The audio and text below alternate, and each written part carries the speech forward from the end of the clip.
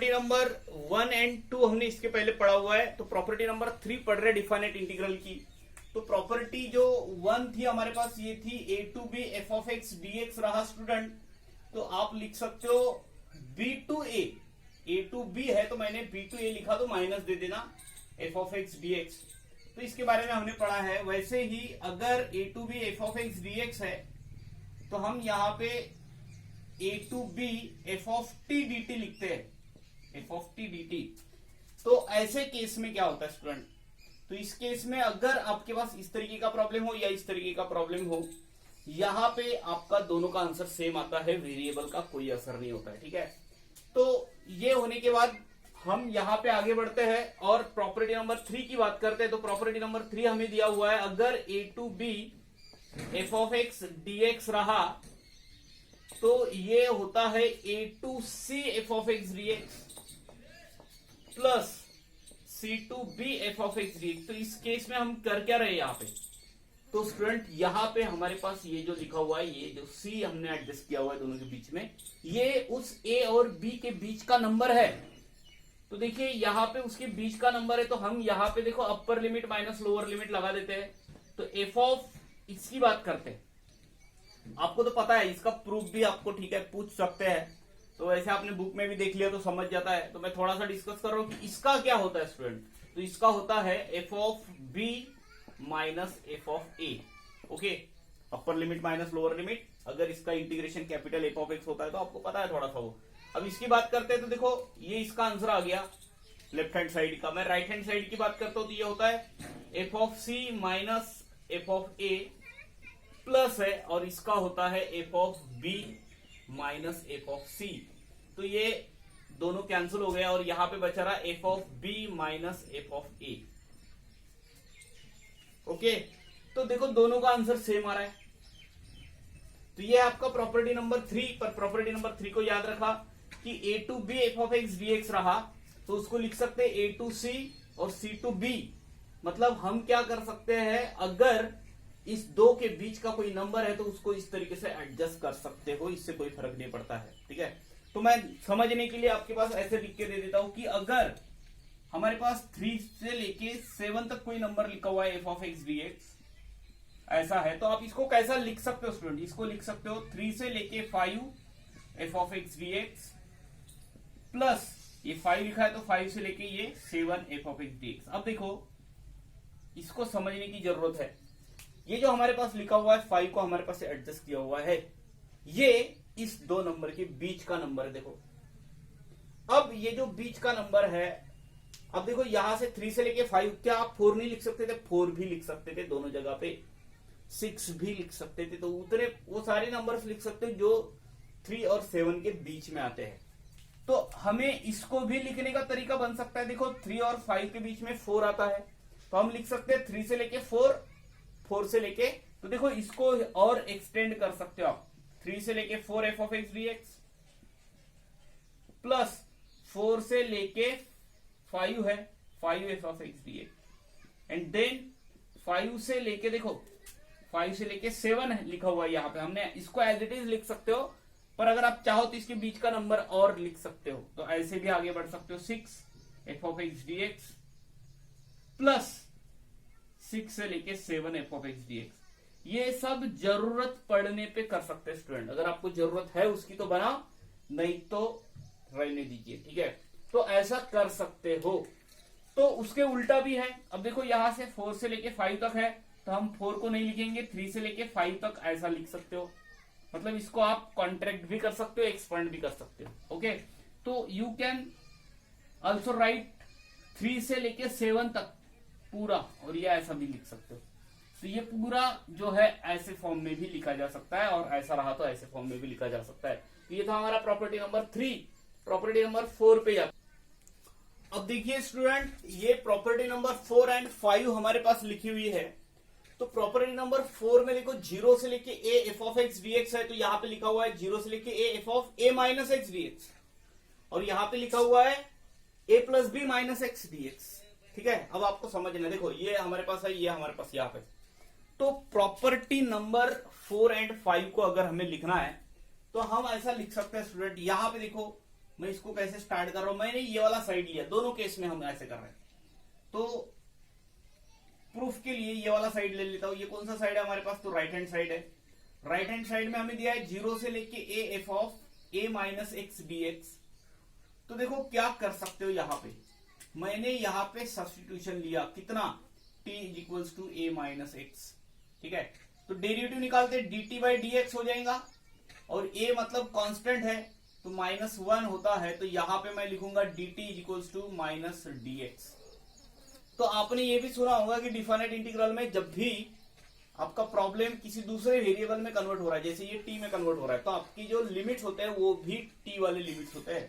तो यहाँ पे लिमिट चेंज करना बाकी है। तो वेन x का वैल्यू, देखो ये x का वैल्यू 0 है, तो यहाँ पे रख दिया x की जगह पे 0, तो t का वैल्यू कितना आया, t का वैल्यू a आया। और जब x का वैल्यू a है तो यहाँ पे रख दिया आपने a, तो t का वैल्यू होता है 0।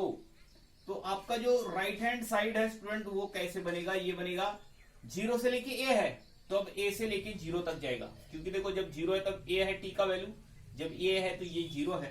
तो हम जाएंगे 0 से लेके a तक लिखा हुआ है, तो हम जाएंगे a से लेके, जब 0 है तब a आंसर आ रहा है, तो a से लेके 0 तक।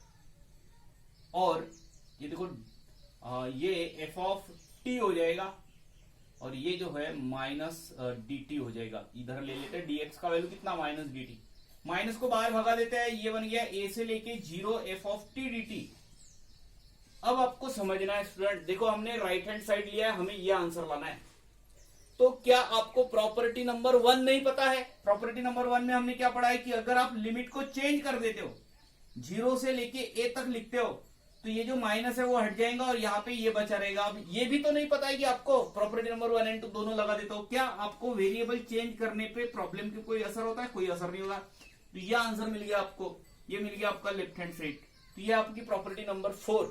और स्टूडेंट देखिए यहाँ पे ये ना सिर्फ प्रॉब्लम में यूज होते हैं प्रॉपर्टी, आपको ये एग्जाम में भी पूछे जा सकते हैं। हो सकता है कि आपको ये प्रॉपर्टी पूछे, 2 मार्क की प्रॉपर्टी, साथ में 2 मार्क का प्रॉब्लम भी इस पे बन सकता है, या फिर इस प्रॉपर्टी पे 4-4 मार्क के प्रॉब्लम्स भी आते हैं स्टूडेंट।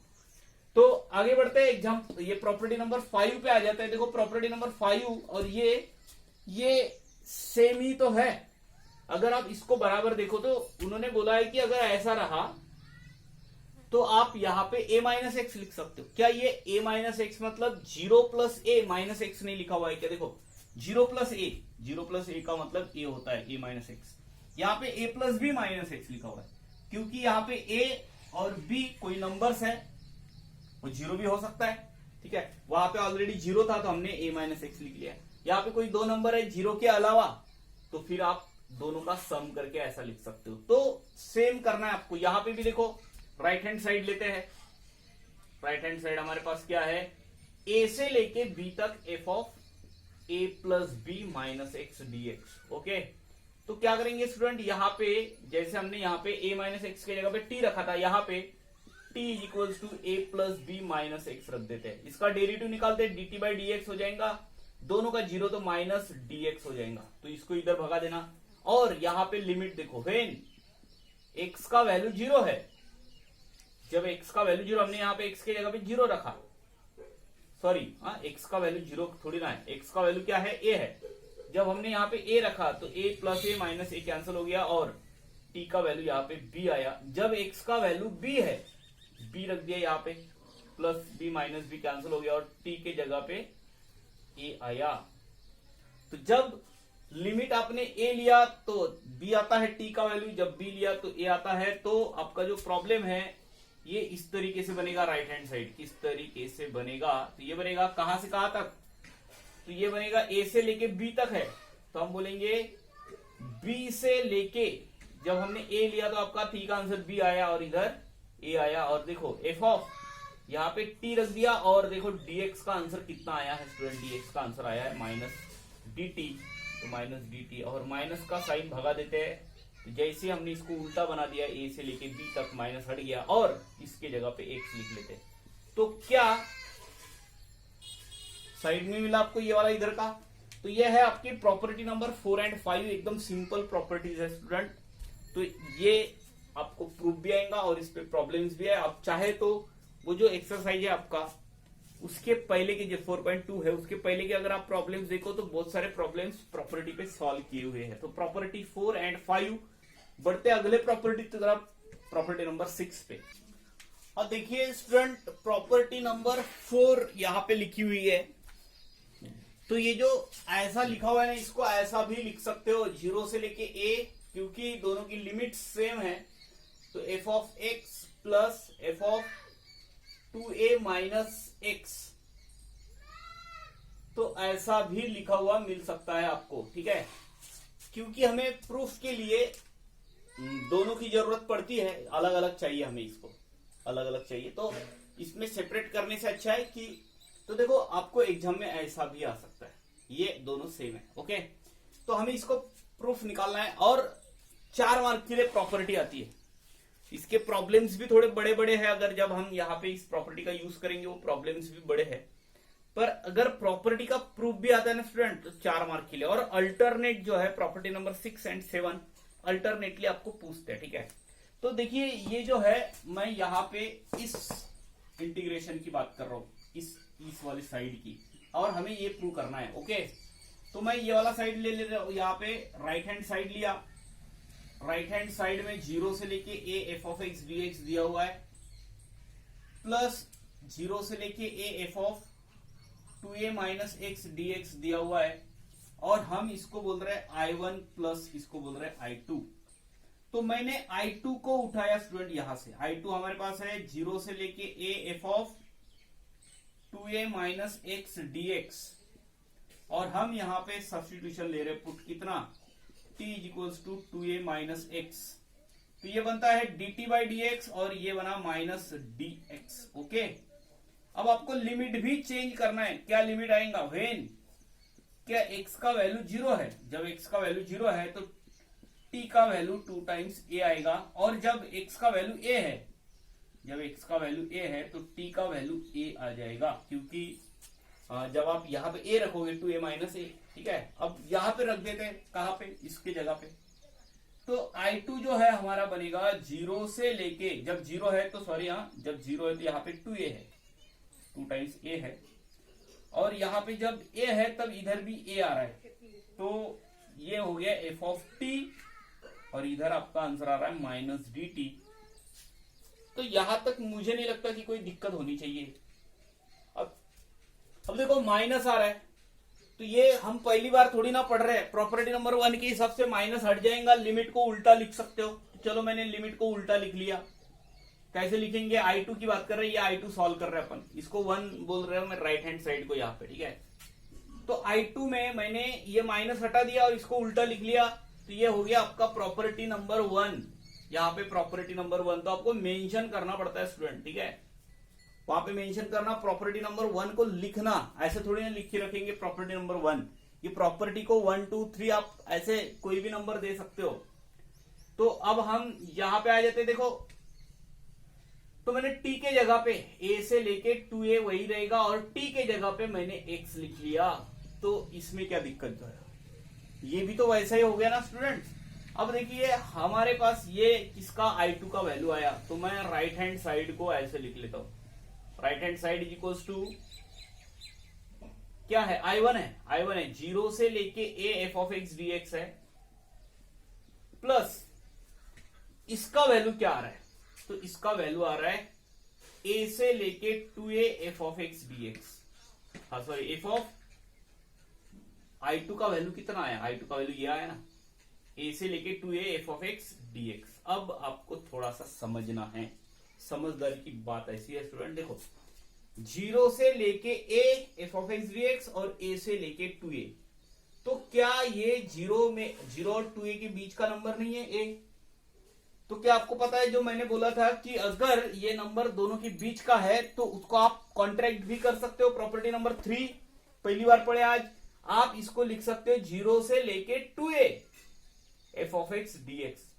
तो क्या ये लेफ्ट हैंड साइड नहीं है, देखिए 4 मार्क के लिए प्रॉपर्टी। क्या किया आपने प्रॉपर्टी में, बहुत ज्यादा कुछ नहीं किया है। मैं अगेन इसको थोड़ा सा रिवाइज करके दे देता हूं। देखो ये जो हमारे पास लिखा हुआ है ये हमें प्रूव करना है। क्या, देखो लिमिट अगर 2a रहा तो यहाँ पे a लिखना पड़ता है, a ऊपर f of x dx 0 to a f of 2a माइनस x।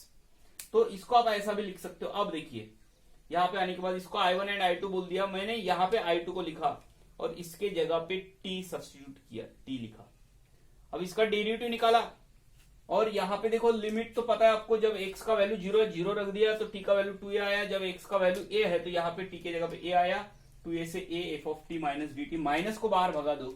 जैसे ही आपने माइनस को बाहर भगाया a से लेके 2a बना दिया f ऑफ t dt और ये बन गया स्टूडेंट।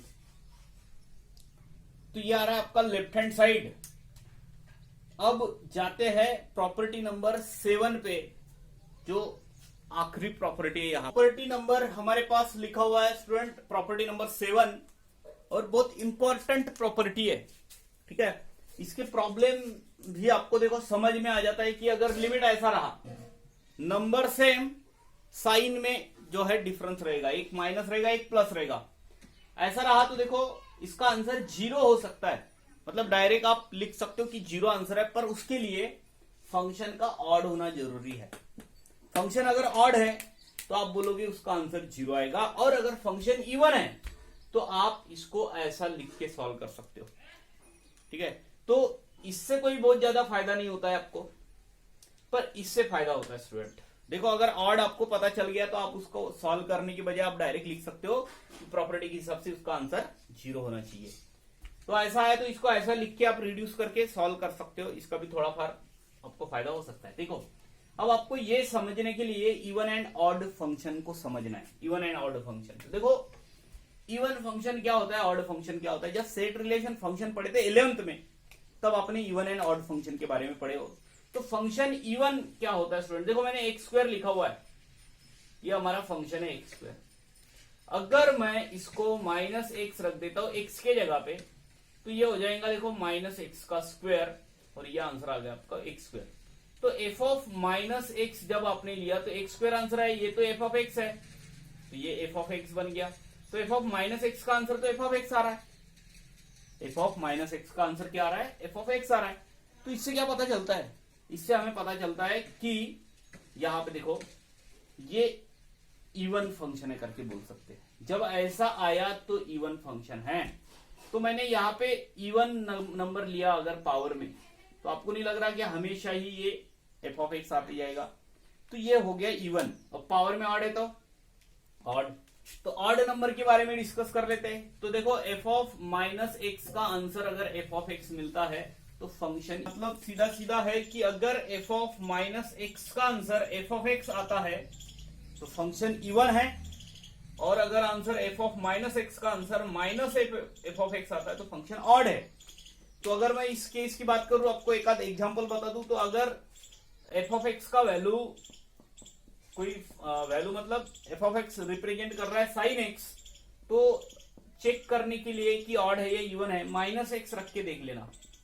तो -sin x आ गया, और सॉरी ऐसा लिख दिया, sin -θ -sin θ, तो माइनस ये sin x मतलब f ऑफ x का वैल्यू है f ऑफ x, तो f ऑफ -x का जो आंसर है वो आ रहा है -f ऑफ x।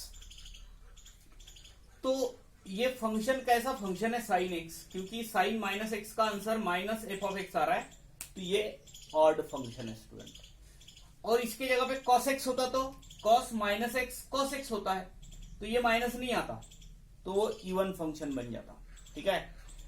तो बढ़ते इस टॉपिक पे आ जाते हैं, और ये हमें यहाँ पे काम में आएगा कि इवन फंक्शन है ऑड। इवन है तो f ऑफ -x का आंसर f ऑफ x होता है, और sin -f ऑफ x का आंसर ये इसका अगर ऑड है तो आ जाते यहाँ पे।